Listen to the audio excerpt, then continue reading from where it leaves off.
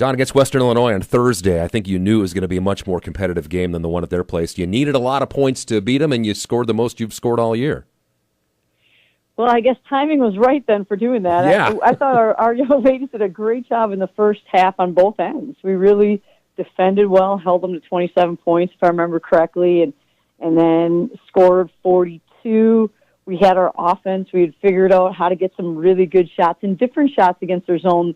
The first time we played against them, we had shot 38 threes, and we were fortunate because we made 15 of them, but that's not really what we wanted to rely on. And so we were able to find different ways to score in their zone and score, short shots, maybe not completely around the bucket, but I thought Kate Liveringhouse did get us some good, good touches around the rim, and she made some shots against Braun. So we were really clicking on both ends of the ball in the first half. Well, especially defending the three-point line, because you saw in the second half what they were capable of from the three-point line. So to hold them from 27% in that first half behind that arc, that was quite an accomplishment. Well, it was something that was needed, because when you looked at how they scored so efficiently against us in the second half, and they've been doing that. And Jeff, you and I talked about it. They scored 118. In 2 games before we played them, they scored 97 the game before we played them. And now, we play them and we hold them down to 81, I guess. Really. Whew. But they had made some adjustments. And what we had seen at that point in time is they went to a 5-guard lineup and did some really nice things attacking the rim. And then when we didn't help, they got to the rim and scored it one-on-one. When we did help, they kicked it out and they hit shots.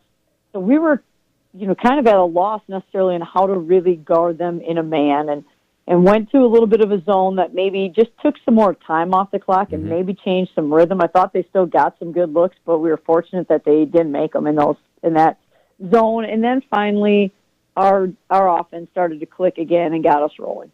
Yeah, offensively, J.C. Bradley had a really nice first half for you, and then Jasmine Trimboli and Kate Liveringhouse really put together a nice second half. Well, they really did. I thought we had some very balanced scoring in that game, but and more scoring than we had in the past. So we had different players really make their presence felt on the offensive end, and I think 4 of our top 6 kids were in double figures in that game. The one kid who wasn't, that kind of stood out, was Allison Arns. All she did was grab 8 rebounds and have 6 blocks and have another 4 or 5 steals. So did everything else to help us. Just didn't score as much. But again, I think she's drawn a lot of attention, and that opens up opportunities for some other players too, and they certainly took advantage of that. And you talk about finishing strong, 17-3 down the stretch. That's a good finish. It was a great finish for us, and we called a timeout. We were up, I want to say, close to 17 maybe. It had gotten cut down to 10. We called a timeout to try to stop the run. That didn't seem to work all that well. We called another timeout when it got down to 3. And then, at that point in time, really strung together some really good opportunities offensively for us. And I think we had some players step up and hit some big shots, big 3-point opportunities, got around the rim, and they did a nice job of really taking away the bucket from us. They really flooded the lane and sent extra defenders. And so whether we were posting up or whether we were dribble penetrating, they made us kick it out, and we stuck some really big shots during that stretch. So a big win. Then you go into the game on Saturday, hosting North Dakota State, and no Allison Arns for that game for you. We did not. As a matter of fact, we're just finding out, this week kind of what's all going on with her and, when we could have her back potentially. So the interesting thing about it was the timing of it. She had gone, it had been bothering her for a little while, for about a week, and she had practiced and she had played extremely well against Western Illinois. And then in practice, none of our starters really got a lot of reps the day in between games. And so in that limited capacity, she did just fine. Saturday morning in the shoot-around, we had an early morning shoot-around, not too early, but 8 o'clock in the morning. She was doing pretty well. And then, we got the heads up and kind of right before the game, within about an hour before the game. And so what was interesting about that is our players, even though she's not been in the game in certain stretches, she's been on the bench, our players didn't really have as much of a chance to kind of figure out how to play together without her. And I think that took us a little bit of time in the first half. And we were uncharacteristically unaware of some things that we just missed some assignments in the first half that we haven't missed all year. And I don't know if that's because it was different. I don't know if that was due to fatigue. I'm not really sure why that was, Jeff. But the good news was in the second half, we had calmed down a little bit and we played really well. Yeah, after the game, you talked about adjustments, and certainly not shooting the ball well in the first half was part of that. But the three-point shot, especially in that third quarter, was that part of that adjustment, or is that just one of those things that happened? Well, I think more of it was, how do we want to move to put some pressure on their defense? You know, what is the movement? What should the movement look like first and foremost? And then when we cleaned some of that up, it gave us some maybe even better opportunities. Although I thought we got good shot opportunities in the first half, we got even better shot opportunities in the second half. And then probably the biggest thing was that we got a little bit sharper defensively. We really understood, and then we started to carry some assignments out at a higher level.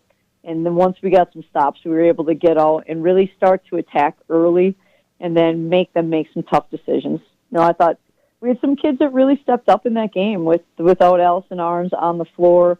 Jasmine was back in the starting lineup. And again, that kid's been phenomenal for us. Jazz, we need you to come off the bench. Jazz, we need you to start. Jazz, we need you to play our five. Jazz, we need you to play our point guard spot. And she's just done it. And she's done a really nice job with it. But then we had some other young ladies. Chloe Lamb stepped up and had a really good game for us. Monica Arns came off the bench and didn't necessarily play as many minutes, but when she was in, she made good things happen. And Taylor Frederick came off the bench and I thought played a great basketball game. And again, if you look at statistics, you might say, well, she only had 5 points, but she had maybe 6 rebounds. But the way she was moving, the way she was communicating, the things she was doing defensively, that's what we need out of Taylor. And I think her best days are still in her future, but we need that future to become expedited a little bit quicker if we can. The sooner we can get that would be great. Yeah. She's really trying and doing all the right things, but that was great to see. It was a glimpse of what we think she can become. So the win streak continues to grow, 13 straight. Now you head out on the road, just the one conference game this week. That's at Fort Wayne on Wednesday.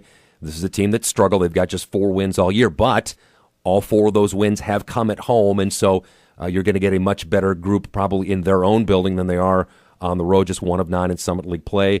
DeJour Young, 9 points a game. She's really their leading scorer, but they've had a couple of players step up. Hannah Albrecht had 15 against Denver on Sunday. Peyton Follis had 13 against Oral Roberts on Thursday. So they've got other players capable of stepping up. They haven't put it together in a complete stretch run yet.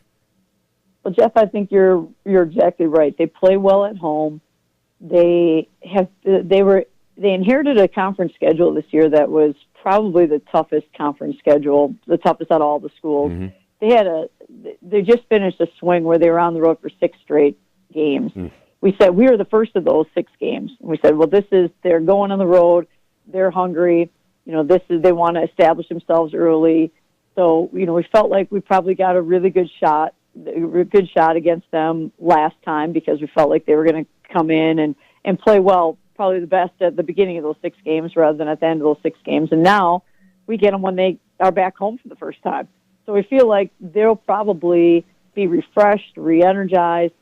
What impresses me about them is that even though they're small, they don't have a lot of size on their team. They've got a freshman, Jalen Williams, who's really, really tough, you know, but they don't have a lot of other size around her. But what they do really well is they attack the rim, and they do just such a great job of catching the ball in the lane, even though they're smaller. Mm-hmm. Last time against us, for example, they would drive baseline. We had to cut off. We thought, okay, we're doing a great job. And then the kid on the wing, we were denying the pass back out, and she'd back touch, she'd catch it, and there were 6 people standing around her. Some of them were her teammates, some of them were us. And they catch it, and then they put up and they draw a foul on us. Or, you know, catch it in there, everyone's sucked in, and kick it back out for a wide-open shot. So this is a team that is dangerous because they attack you in a lot of ways around the rim, even though they're not necessarily doing it with their size. 2 of the things you really liked about your effort first time around, I mean, you liked how you shared the basketball. You had 18 assists, and you really liked how you attacked the paint and the rim. You had 54 points in the paint against them. So obviously those are 2 things that you're going to want to try to do again. Well, they are. And again, we thought going into it that we had a size advantage, and that seems odd for us to say because we don't have that very often this year. We're a smaller team. But we really wanted to establish ourselves around the rim. And there are a couple different ways to do it. You can put a post kid down there and say, this is your lane, and everyone else work around that kid. We do it in a little different fashion. We did it with, they were switching screens, and so we'd work until we got a mismatch, and then we'd try to post someone up, or we'd open the lane and dive someone to the basket. And we were really able to get some great opportunities. Now, they've changed a little bit of how they're defending since that time. So now, now they're not, at least in their last game yesterday, weren't switching screens. And so now we have to look at, okay, how do we try to get the same effect, but we do it in a different fashion. And then back home on Saturday, non-conference game against Dawn. And again, to keep your team from being idle for a week, you bring in a team from the area. And it'll be fun for your Nebraska kids because they'll probably be playing against some kids they played against in high school. I think you're exactly right. It's interesting because we have, in the conference, there's one bye week, right. True bye week. Our bye week is the last game of the conference season. So the last Saturday, we end with State at home during the week, and then we have that Saturday off, and then a week off before the Summit League. That's not necessarily ideal. Yeah. You don't really want to go a 10 to 11-day stretch without playing a game.